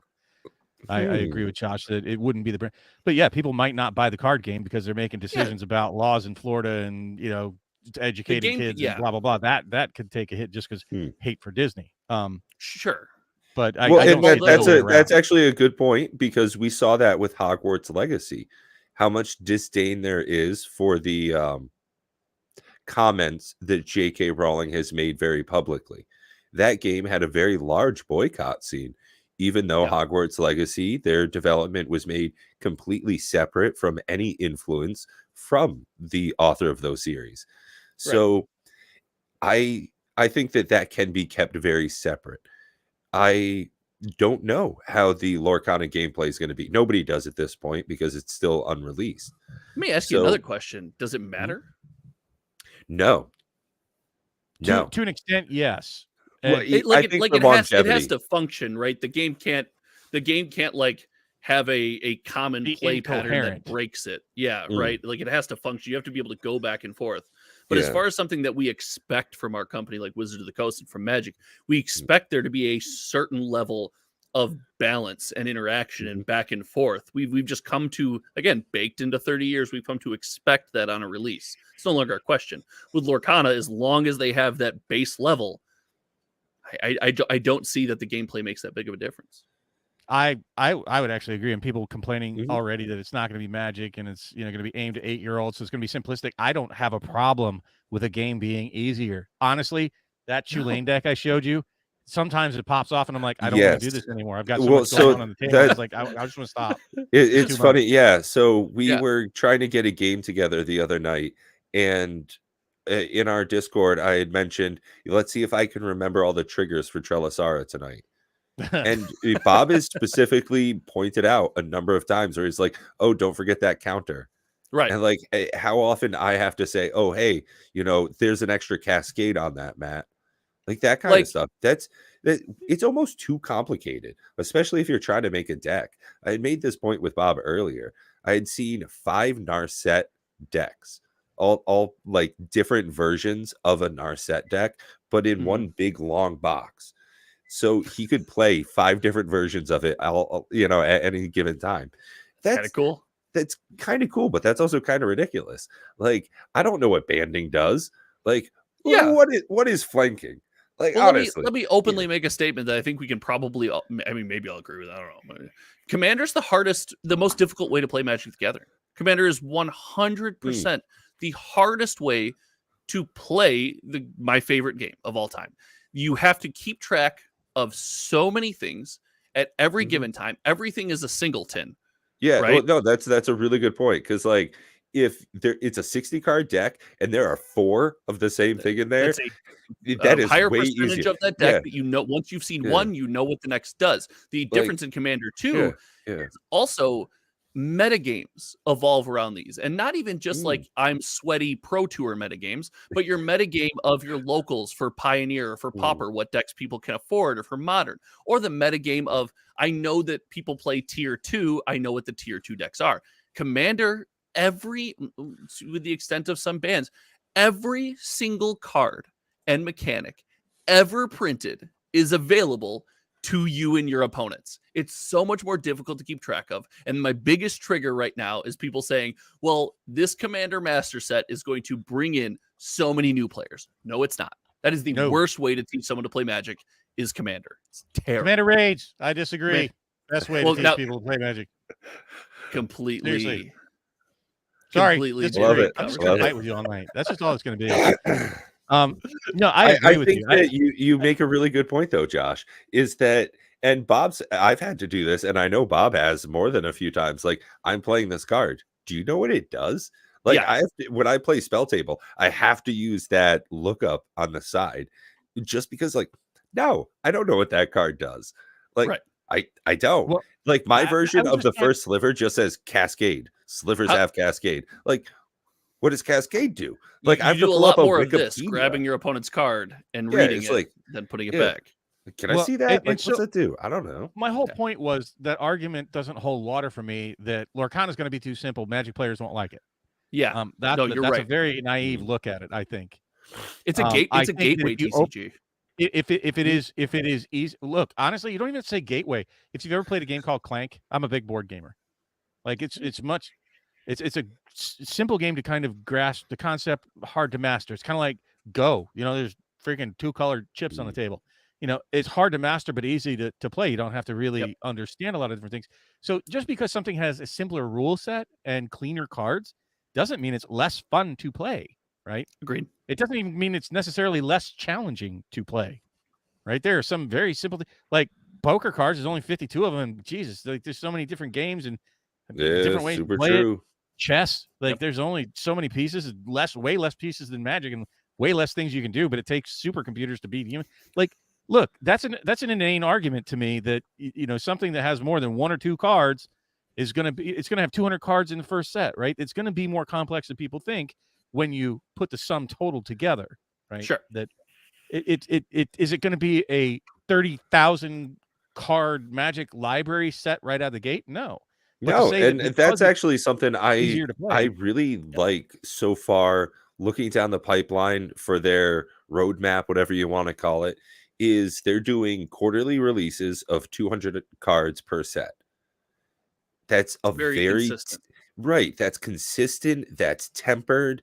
That's 800 cards a year. It's going to take them 30 years to get to where Magic's at right now, but more than that, if they don't start adding on more and more ancillary products, which I absolutely think they would. I didn't think of this until now when you had mentioned it during our conversation, but if you were to buy a new version of Frozen 5 or whatever, why wouldn't there be an exclusive Elsa card in there? Well, because I think their branding, it's so large that I think it has so many different possibilities. Yeah, as long as they don't screw it up real bad, they could make this a real big expansion into their line of products. Which let's throw our tinfoil hats on real quick and get real speculative. Oh yeah, right. Oh, I'm known because I think we've been told through a press release that we won't be seeing commercials for this on like Disney Plus and things of that nature, which leads me to believe that Ravensburg, and again, total speculation, no information here. It leads me to believe that Ravensburg has a deal or maybe a profit share on the Disney IP and license. And it's not a project that Disney owns, right? So because of that, I don't know if you'll see, I think the game would have to be successful for, n given amount of time before you see Frozen 3 with the Elsa promo card in it, or when Disney does a McDonald's release with a toy, you get a promo card or something like that. I think Disney's very happy to let this thing run, let it be a brand that grows itself and maybe brings more eyes to the Disney IP before it steps in and does something like that. Again, total speculation and guessing. No, that's actually a really good point. That's something I never thought about, is some of the licensing and branding part of the deal. Like we've seen with Hot Pockets, with Magic the Gathering. It's not like Magic the Gathering is making those Hot Pockets. Right. Now, we might be seeing the same thing here, where it's Ravensburger who has obtained a license to print these themed products. And it's not so much Disney side of it. And it doesn't seem, if Disney's not willing to, like, out the gate, I think is the most time where you'd want to, like, your commercials running on Disney Plus and stuff for your initial release to really get this thing running. And if they're not doing it now, it to me screams, I'm content letting this thing exist in its own bubble, not putting any of our weight or effort or any risk behind it, and just saying, until if it starts out, paying great. off. Yeah. Exactly. And then maybe we lean into it or something like that. And even then, like, if it's paying off and it's doing well and you have an IP license, Ravensburger has incentive to renew that license. And you can pretty much, if that's their only product in the TCG space, I know they do other things, you pretty much have carte blanche to negotiate that license how you see fit from Disney's standpoint. So, like, yeah, I think it would be cool. My first TCG I ever played was the Dragon Ball Z card game. And, like, the McDonald's promos and stuff were sweet. Like, it was awesome. I don't know if we see it here. Oh, Bob, you look like you've got something to say. It's okay. I'll let you guys finish. I think that was the steam in my engine. Watched the video that, oh God, what's his name? Ryan Miller, I think is his name, the co-creator of Lorcana. Used to be a WotC employee. He was the chief designer of Magic 2013. He also worked on Duel Masters. At any rate, he, in an interview with him over in Nuremberg, I think it was Nuremberg, at a recent show, one of the big Lorcana channels, big for what that means for Lorcana at this point on YouTube, he got an interview directly with him, and he talked to him about the relationship that they have with Disney. Oh, cool. Trying to get a feel for, how empirical is Disney, how hands-off is Disney. And the relationship, as Ryan Miller described it, was absolutely fantastic and impressed me deeply. He said that when they're designing cards and when they're through this whole project, that Disney has very much worked hand in hand with them, not dictating to what they were doing, but had suggestions for improvements on the gameplay, potentially on the theme of cards, on the art direction for a card. And he said they weren't dictating, but they were helping greatly with their staff of talented people and artists, giving them assistance with it. So yes, it is a license. It definitely is for Ravensburger. It's clear. It says it all over the place. That's not a hidden fact. However, a number of things. Number one, Disney is typically tight-fisted with most things, right? And in all honesty, when they're not behind something, they just shut it down, even if it's profitable. I can name a number of things that they shut down that were profitable, and they just said, nope, don't want to do it. And I wouldn't say that Disney would throw its weight behind a licensed product immediately. And there's no guarantee that they would give commercials in the future. I don't find that off-putting. And I do agree that they're basically saying, okay, Ravensburger, prove your stripes first, make something successful, and we'll see where the relationship goes from there. But here's the difference between Ravensburger owning the IP and Magic owning its own IP. At least there is a potential in the future to have advertisement on a TV channel. There is no Magic the Gathering or WotC or Hasbro TV channel. They have the potential of having promo cards at the gates at Disney World all over the world to entice people to come in, and people, hey, I've never heard, what's a TCG? And they get a free card, and then they start digging into it. Or they sell it in the Disney shops, which I could absolutely see that happening in the parks, that it's going to be far more recognizable when any show comes out and people see it on a Walmart shelf or in Amazon as it pops past as they're shopping for a DVD. And what's this card game? Magic doesn't even have that, because they're not going to accidentally look up Gideon. They're not going to accidentally find Phyrexia all will be one. You have to specifically look for it. Well, Disney, and also like that, and they're going to chance across Lorcana at some point that you don't have in any other card game except Pokemon, but even that's a bit more niche than Disney. So I think it's 100%. just, I think the they're incidental purchases, but the accidental purchases of grandpa, some chuckle nuts at Walmart just buying it, putting in his cart because his kid loves freaking Peter Pan, is going to sell millions of packs, like millions.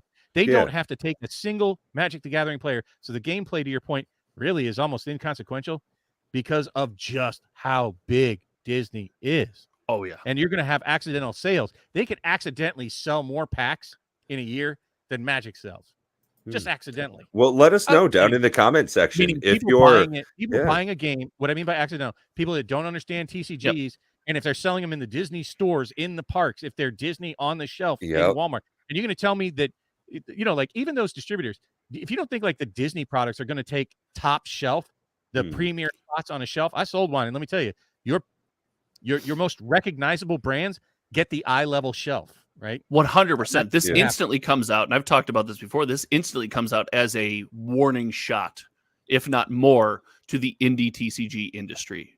Like Magic and Pokemon, listen, you've got so much community devotion there, such a long running history. I don't think those games are in danger of taking any real hit from the but what about like the MetaZoo and the Cryptic you've got behind the MetaZoo, the Cryptic, the Flesh and Blood? These I said it on another podcast. Lorcana will pull spend, and I think you guys agree with me. Lorcana will pull spend from wide across the entire indie TCG industry, and some of the mainline ones too. Yeah, honestly, what Bob said is right. It's going to get the best opportunity. It's going to get top shelf the day it releases for no other reason than the Disney stamp that someone slapped on. And it, part of the discussion Bob and I had earlier, kind of to surmise some of it, wasn't so much that Lorcana is going to take Magic players. I don't think that's going to happen en masse.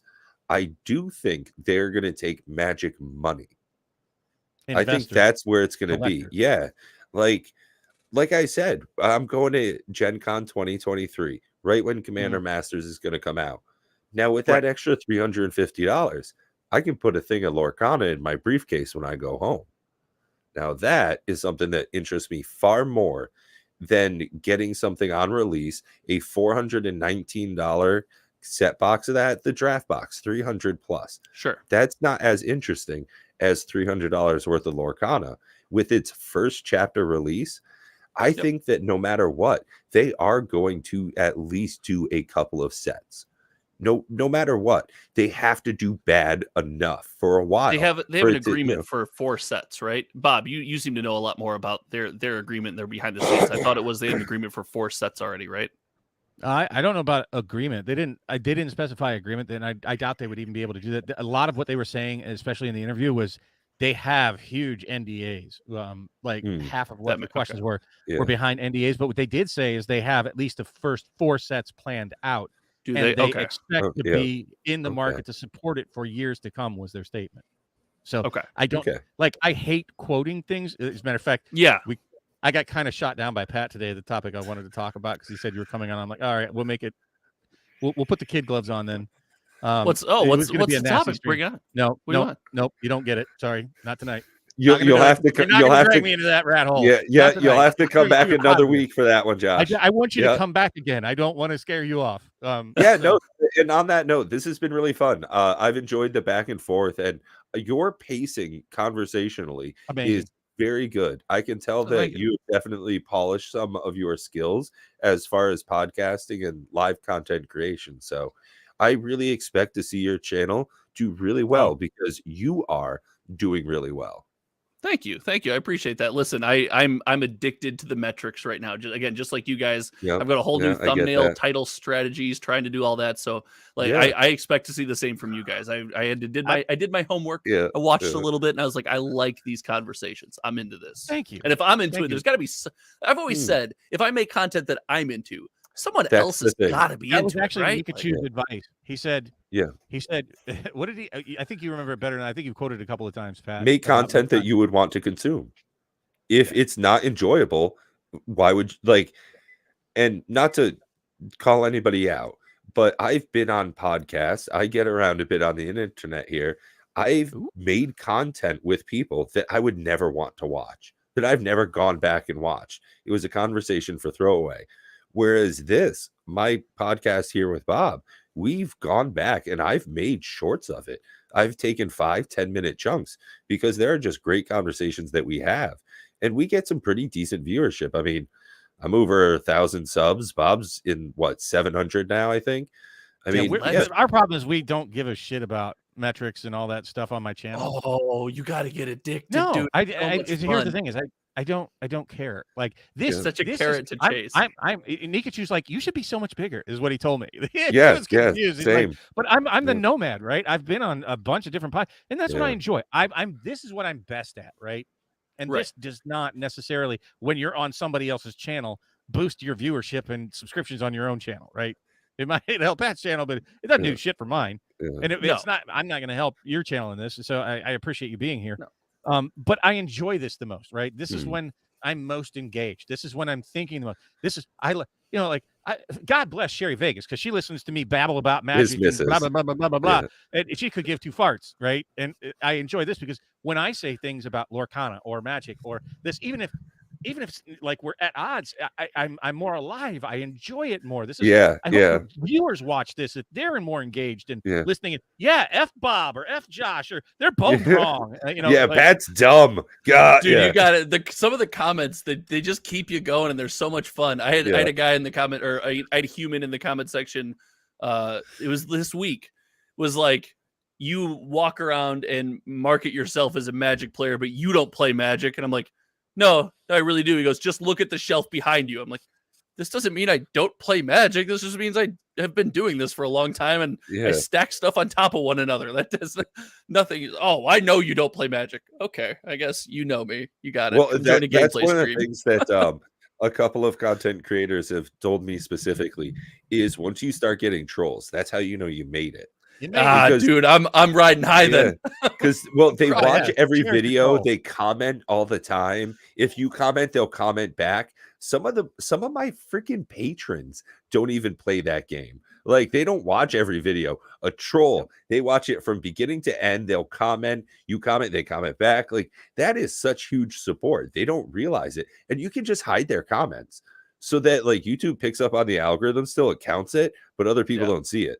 So it's like, just hide the users. I got the best group of patrons because I pivoted off Flesh and Blood, and I had a good portion leave, but a lot have just stuck around just for me, for the conversation, for the community. Like that is real in these TCG industries, in these communities that we build. Like that is 100% real. And there is also, as far as like the creator side of it, a worry of niching down a bit too much. Yeah, you know, like that. That's one of the things that bother me the most. Well, like, listen, there's a reason I don't make fab content. Parts. I make good money, 9 to 5. So this is a passion project that I just, early on when I started about 2 years ago, I noticed we were about the same time as YouTube content creators. And I almost stopped in the first 2 months because I'm like, the pace is brutal. It's not genuine. If you watch my first videos, they're awful. I'm like, God, I bore myself. Everybody's.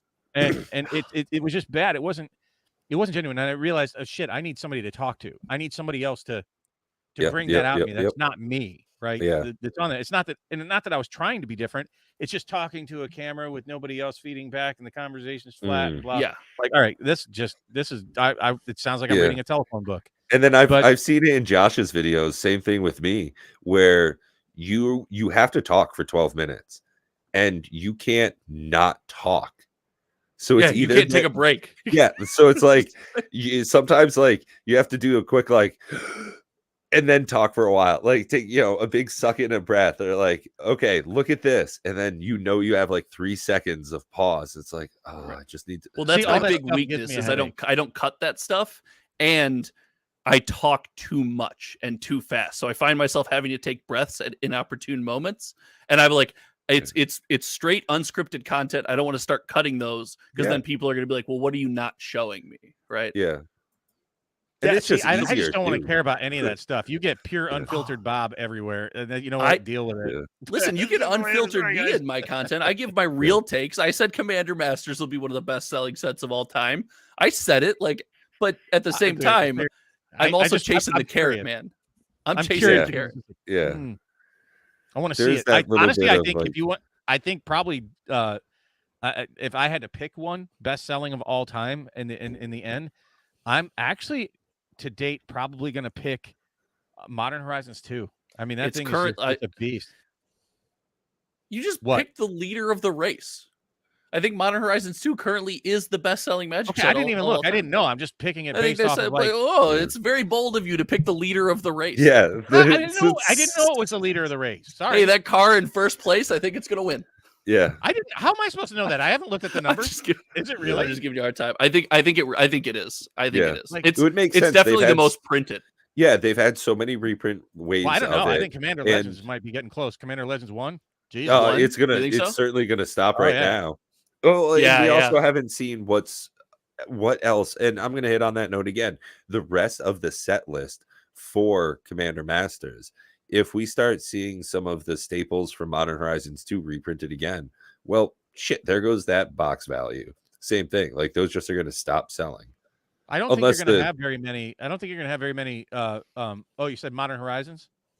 Yeah. No, I don't think you're going to have very many Modern Horizons. That I'm fearful that they're going to reprint that in the Lord of the Rings set, because if that happens, that's going to be rough. I would expect to see the elementals printed in that, and I think that's going to boy, that's problematic. Yeah, like I think the Lord of the Rings set, see the rest of the fetch lands find a reprint in Lord of the Rings. Now, see, I also pointed this out. Like when we when you started your channel, it was all fetch lands all the time. That's all that anybody cared about. Professor saying over and over again about how they reprint the fetch land. They're not reprint printing the fetch lands, right? Yeah. Like he was talking about that. You reprinted it in Zendikar Rising, but that's not a meaningful way. In these what they call the expeditions and all that stuff. Yeah. Like that's not meaningful. Well, they listened, folks, and now nobody talks about fetch lands, right? Yeah, there's more than enough availability. $5 a piece. Nobody cares, right? So that's what happens when you push WotC and say, "Fine, this is how they respond." And now nobody gets excited about pulling fetch lands anymore. It was all that. Well, nobody gets excited about pulling your base level fetch lands, and this is where, again, one of my things I do on my channel is I like to anger my comment section. So I'm going to anger your guys' comment section right now and mention I think WotC gets credit here. They did a good job with the idea that you can have a $30 to $40 version of Misty Rainforest if that's your game. If you're balling in that region, if you like that bling, you can have that product. Or if you're a player that wants an $11 to $13 version of the card, you can have that too. Right? I think they do a good job of giving stuff for I want to build the cheapest deck possible. I'm all player. I'm on that I have the idea of the player collector spectrum. Nobody is all player and nobody is all collector. Everyone falls somewhere in this realm. If you fall on that end, you have a product for you. If you fall on the other far end, there's a product for you as well. And what that does is everything in between, man, just feels like it doesn't have a home from time to time. But do you think they deserve credit for that? No. Really? They overprinted it. Yep. 100%. You think so? Okay. Absolutely. You overprinted the special version or the regular version or all versions? Regular version. All of it. Okay. There's just too many of them because, first of all, to get the special version, your price point is still way high. At like 40 cents. This is ridiculous. Well, they're a common, aren't they? Yeah. Right? Are you saying they're too expensive? No, that's cheap. No, they're a common. And they're terrible. I rip them out of every precon as soon as I can. Oh, Amulet Titan players everywhere just moaned. What is Amulet Titan? I don't know what that means. It's a modern deck that plays bounce lands and combos into Valakut. No, that was a joke. Sorry. Oh, okay. That's listen. I don't assume your knowledge. If you ask a question, I'll just answer it and do my best. I was joking because that's not a commander thing, and I don't really care about any other format besides commander raids. Quite frankly, I don't. So niche formats. I don't want to derail us further, but I fell in love with the Rush format. Ooh, have you what's played that? Rush? I heard about that, but I don't even know what it is. Oh, tell me more. I really don't know what Rush is. It is so much fun.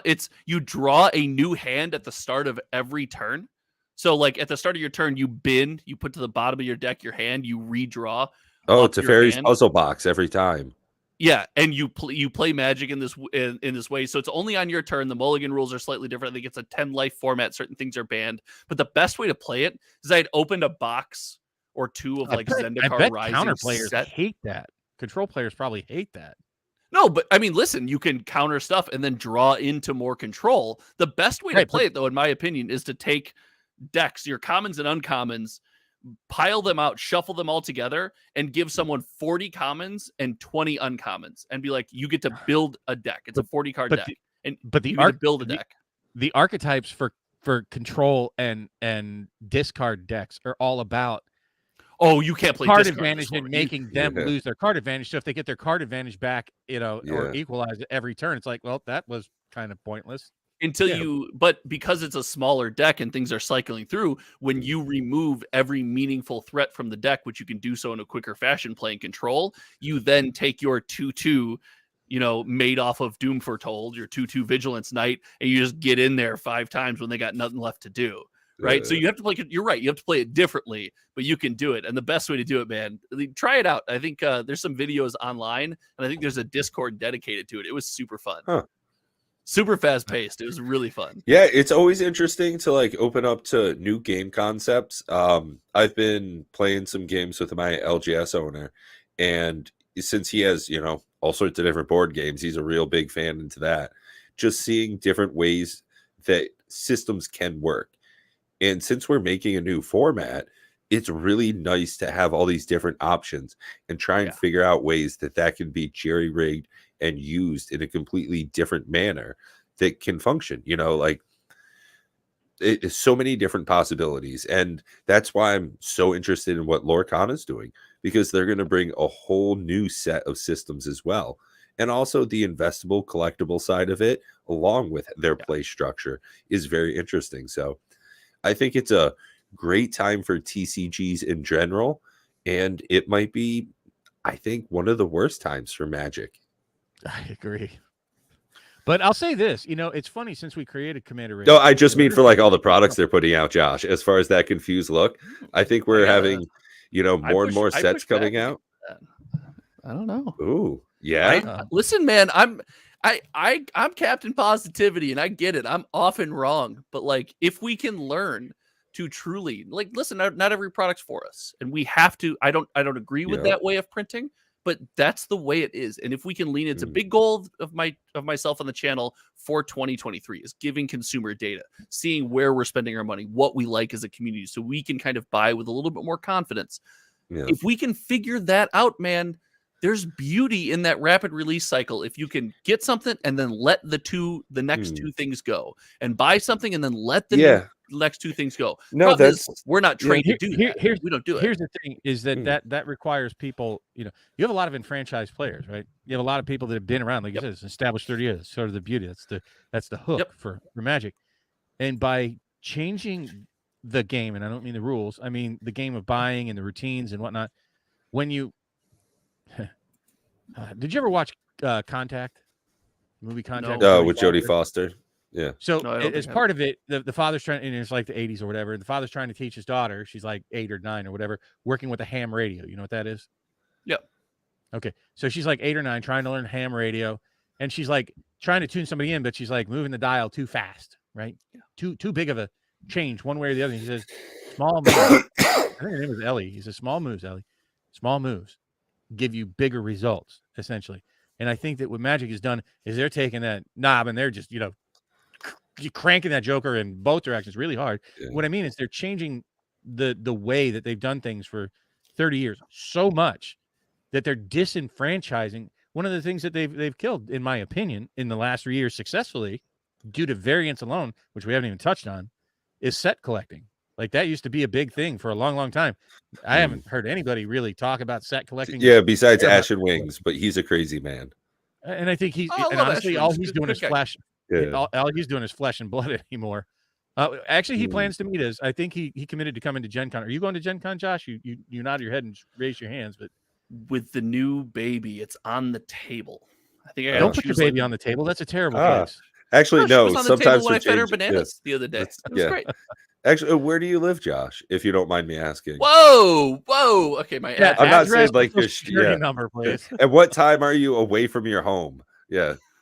Listen, leave these shelves alone. This was hard work. No, I'm in the Northeast. I live up in Vermont. So for me, I'm gonna like fly. Yeah. So Oh, like dude, I'm you're not gonna far from Gen Con. No. Then. What are you talking about? No, I It's a road day trip. trip. The guy in the chat earlier, shout out Mo Bogsley, popped in the chat for a while. I road trip to Indianapolis with him for a Flesh and Blood event once, so Oh, I'm nice. familiar with the drive. Yeah. So yeah, it Oh. shouldn't like what 3-4 hour trip for you. I think it's closer to 4 or 5, but I think that's just because there's no way to leave and avoid traffic. Yeah, I'm in the Cleveland area, so Okay, it's like Okay. 4.5 hours from me out there. But yeah, I mean, we're Yeah. going to be down there. But I can tell you on day one, early in the morning, you're not going to get a hold of me because I'm going to be booking it straight to the Lorcana booth. No joke. What I have friends that are going, and I've said, hey, if you want to buy me some Lorcana boxes and get in that line, I said, I'll because they're like, I don't want that. I'm like, buy them and I'll pay you. Yeah. That's definitely my plan. I spoke to my daughter tonight when we were going out to pick up dinner, and I'm like, hey, I'm using. She's going with me. I'm like, I'm going to give you my credit card. I'm going to buy everything I can, and you get in line and buy everything you can. And yeah. so are you. Right And Yeah. that's going to be that's pretty much where I'm at as well. I think there's so much call for it. There's so much clamor. There's so much hype around it. I think it can't help but succeed on the initial launch, no matter what. I really see the initial launch being just a sellout. And the problem with that is I think that you're going to have limitations on what you're allowed to buy, even at LGS's. Like that's one of my biggest fears is it's probably going to be an initial release, probably going to be like most initial releases for most CCGs where it's going to be a conservative number because they want to sell it out, right? Yeah. Right. It's not as much about reach, making sure, okay, let's hit every nook and cranny in Alaska. It's like, let's make sure that we sell expectedly. Yeah. Sure. Distribution, I believe, has confirmed it's coming in waves, right? And the first wave of product is so widely desired by game stores that they have informed even their biggest spending stores that it will be tightly allocated. So we got, even stores, something like MinMax, when a new Magic set comes out, it's a blank check. They're like, give me as much as I can because I have the consumer and player base and community to unload it. Even those stores are going to be like, hey, you're tightly allocated on stuff like this. Right. So I think that's going to be the biggest problem with this. And you know what? For the success and health of the game, cool. Even if I miss out on a personal opportunity, I'm sure we're going to be able to get some at Gen Con. You'll be able to get some. That's going to be my first stop, first day. Well, I think my wave big hope 2 will hit and be okay. I mean, my big hope, my dream on it is that we get something exclusive at the event.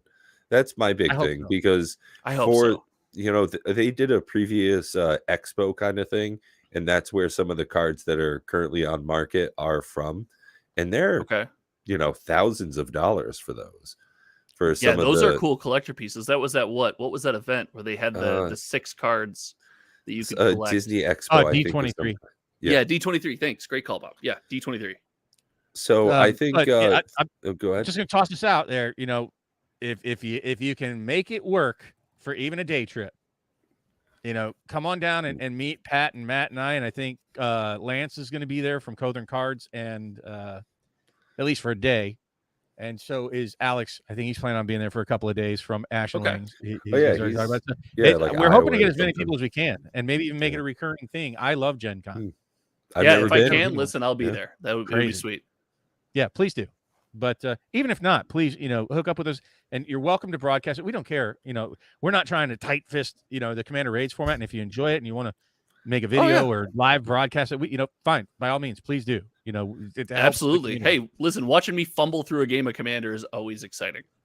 Dude, we'll help you. We'll tell you missed that. Yeah. No, that doesn't work that way. And then you can explain to me how Wheel of Misfortune works. Yeah, right. Have you ever read that card? That is the most confusing Magic card. It's just so much text. Oh my god! I'm about to say it is. It's a book. Everybody choose a number 0, and those that didn't choose a 0 or greater, and then you discard your hand or take damage, or I don't know. There's some. That was Commander Legends 1, right? Yeah, dude, I hate that card. I opened that card and I was like, "What is happening?" Yeah, I can't wait to get rid of this. Yeah. I can't wait to cast this and turn and look and go. Resolve it for me. It was like, oh, where the hell is that card? Do you know what card I'm about to show? The one I took out of my deck, because I'm like, all right, F that card for the first time it made my deck. Oh, handy. I was playing a lot of standard during Throne with Lovestruck Beast, and that was Crystalline Giant. Yeah, F this card. I'm never playing this again in person. It's got so many words, and it's so difficult to actually do because you have to keep rolling, and it's just so many tokens, and not really worth it This in is the a end. nightmare to track in a In game. Ikoria, you got ability counters that you could pop Yeah. out that had all the little abilities on it. Yeah. No, that I card's use them. that card's such a Yeah. pain to figure. What dice do I roll to resolve this stupid thing? Dude, Yeah. I have an entire box full of 3D printed tokens that have all the keywords on it, but even still fumbling through this and tracking. I'm like, Yeah, Jesus, yeah, this is like playing a dungeon, you know? yeah. Yeah. It's wild. Like the dungeon cards, I hate them because they're just like, oh Jesus, you got to track. It's like, all right, you took 10 minutes for your turn. I hate Dungeon 10-minute mechanic turns. not super popular. Bad Well, mechanic, dude. Speaking of having to track things, I know Josh is a new father, so there's a lot of stuff he has to keep track of. So I don't want to keep you too much longer. I know you've got babies to change and, you know, diapers to take care of, lots of formula to cook up. So I really Would you just want say to say Josh has thank you baby again. duty? Oh yeah. Oh, I think I Specifically- love baby duty. Yeah. She pooped on me the day she was born. She's like, "Hey, you want to be a dad? Welcome to it." Yeah, this is what you're getting. Yeah. It's been an So, absolute pleasure. I hope yeah. you know, all my offensive questions and statements haven't turned you off to wanting to come back at some point, and I would love to have you again, Giggity. Not at all. Like, And- this has been a Yeah. blast. I appreciate you guys more than you can imagine. This has been such a fun conversation. You Thank haven't you. said anything yet that'll scare me off. When we talk offline, we'll go over Yeah, we'll do right. the We'll airing see how of that works grievances. out. Well, hey, Perfect. until next time, I've been Pat the Pauper. This has been Josh and Bob from Pure MTG. So thank you, everybody, for tuning in. If there's anything you want us to hit on for next week, just put it down in the comment section below. Until then, take care. Be well.